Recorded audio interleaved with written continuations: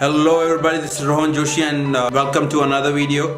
Today let's learn simple color correction in Lightroom so that you can make your photos amazing. So let's get into laptop.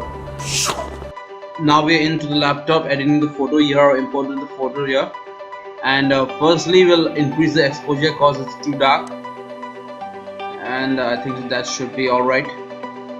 And a bit of contrast.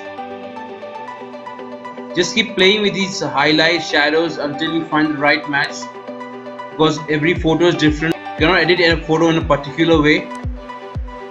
There's no particular strategy for editing. Just keep experimenting just to get a perfect style of your own,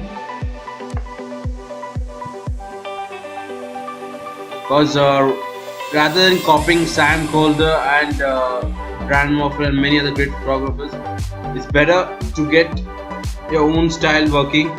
But for a short term you can learn from them, inspire from them and get creative ways from them, but at the end you need something of your own. Use DHs very much, so slightly increasing it, and for now this is a very good photo. This is heading the last part by increasing the vibrance a bit, which gives good colors to the photo and a bit of saturation. Voila, this is a very good photo. And if you want to bring your subject more in focus or center of attraction so the eye gets catched directly, you can use this radial filters. This add a filter over here, or you can even use the brush tool. This is radial filters are faster, so you're using the radial filter over here. And let's just say invert for background. Feathering it. Yes. And here you can just lower the exposure of the background.